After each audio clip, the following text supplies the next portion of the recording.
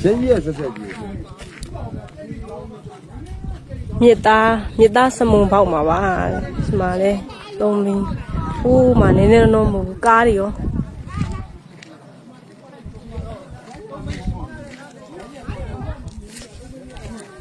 မကြည့်အောင်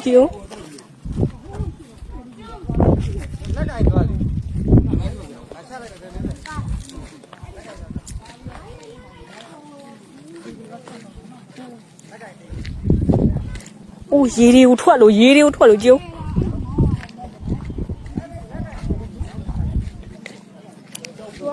အောက်ထဲမှာမြေကြီးထားတဲ့အချိန်နဲ့တ